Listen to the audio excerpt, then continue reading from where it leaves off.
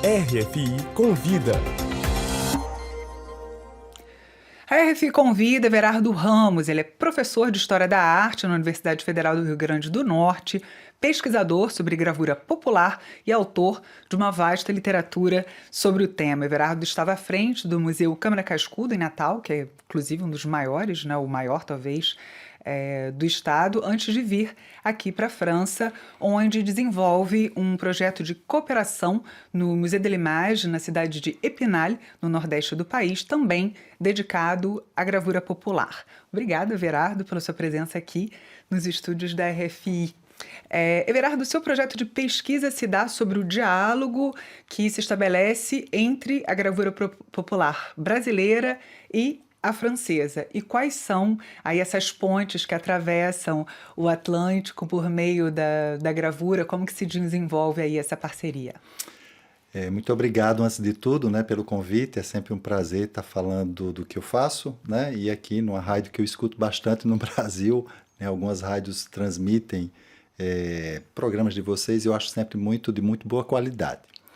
Então, eu estudo muito sobre a gravura popular brasileira, mas eu fiz meu doutorado aqui na França, Eu vivi aqui 16 anos, aí fiz toda a minha formação e fazendo o doutorado aqui sobre uma arte brasileira, eu me concentrei sobre a arte brasileira, mas logicamente já comecei a fazer algum tipo de comparação, para inclusive propor um novo olhar, sobre a gravura brasileira, mas também muitas vezes a produção estrangeira faz com que a gente entenda melhor a gravura francesa, por exemplo, Então, essa minha vinda agora é justamente para aprofundar essas questões que eu comecei a abordar somente no doutorado, de fazer essa comparação e de encontrar esses pontos de encontro, mas também diferenças, entre a gravura popular brasileira e o que aqui na França se chama de imagerie populaire, Eles não usam o tema gravure populaire.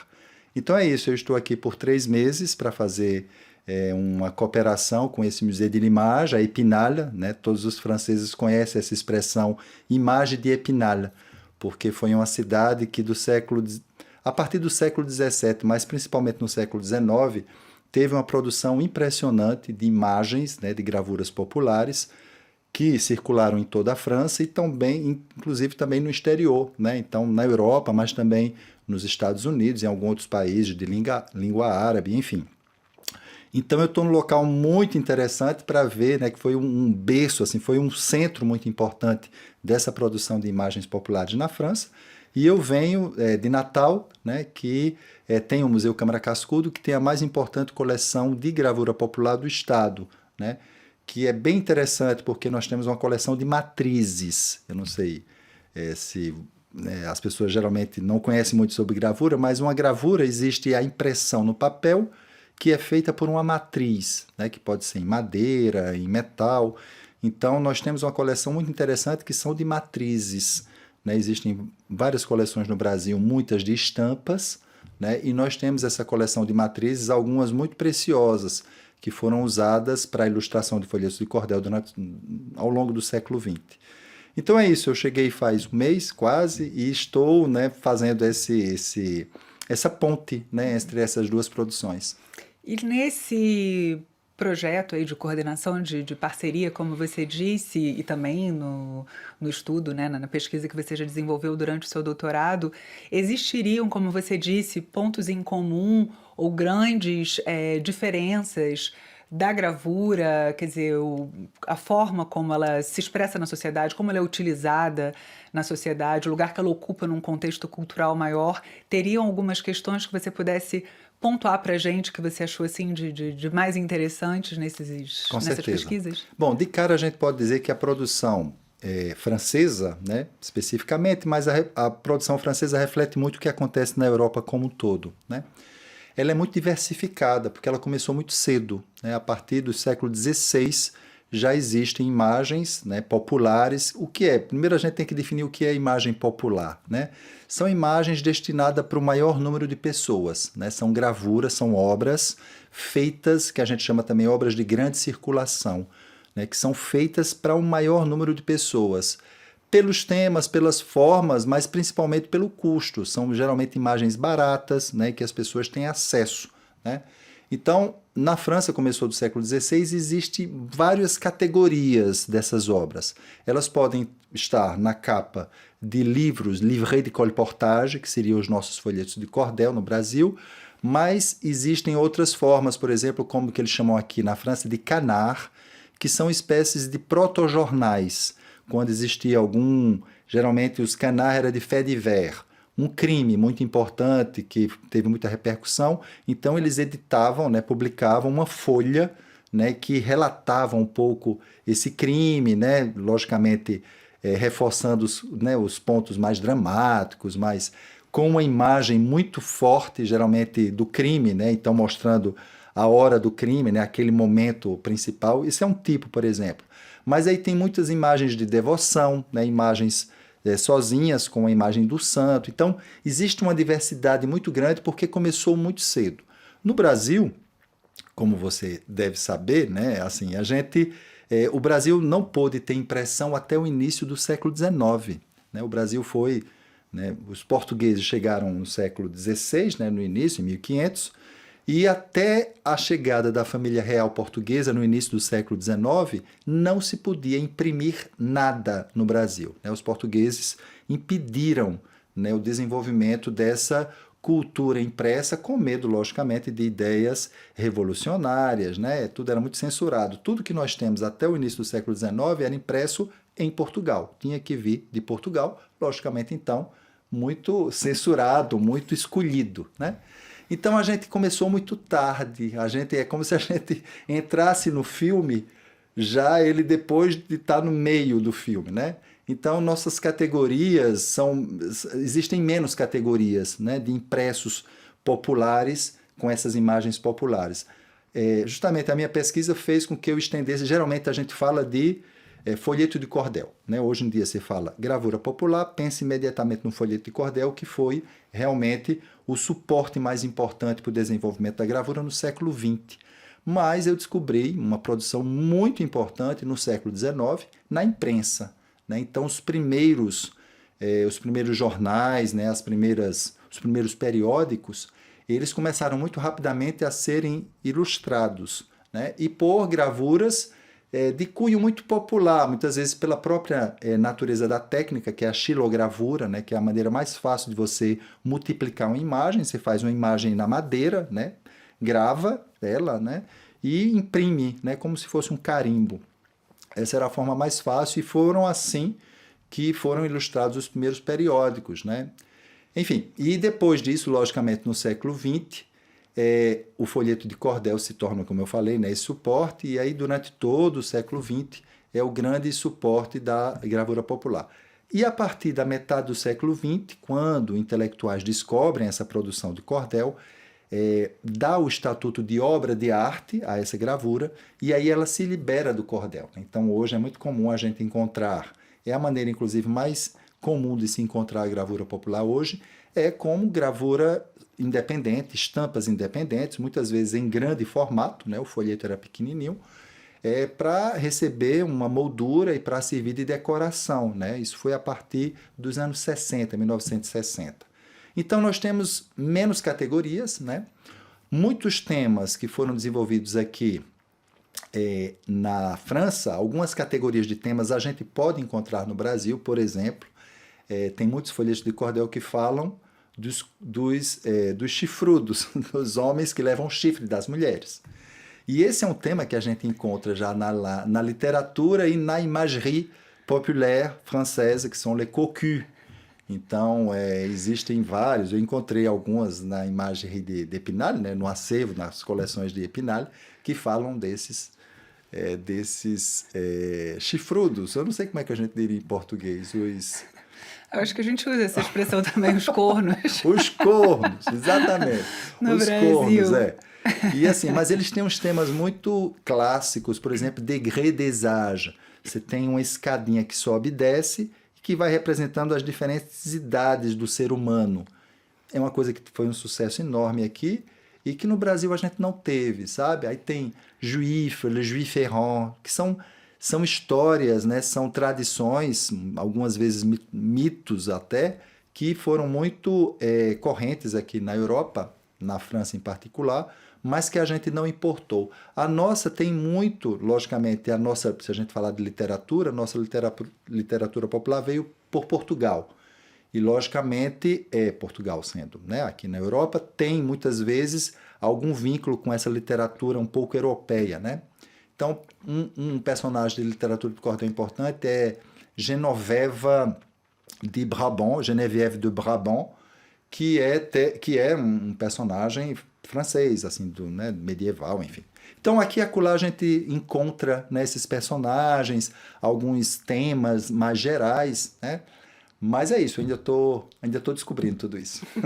Bem, e nessas descobertas, nessas suas pesquisas e as suas muitas publicações, você aborda, por exemplo, a arte do culto popular ao culto à arte popular, é um trocadilho que eu gostei muito, que é um título de um artigo seu sobre o Chico Santeiro, mas você também fala da gravura na obra do Ariano Suassuna, da xilogravura, da importância da literatura de cordel, como você falou, e inclusive da gravura impressa, ilustrada, né, na imprensa ilustrada no Brasil. Como você conceituaria, situaria, não somente a gravura, mas a arte popular como um todo, hoje, no espaço da arte contemporânea, enfim, qual seria o espaço que ela ocupa, quais seriam, por exemplo, os desafios hoje de um artista popular, por exemplo? É um assunto bem interessante esse, né?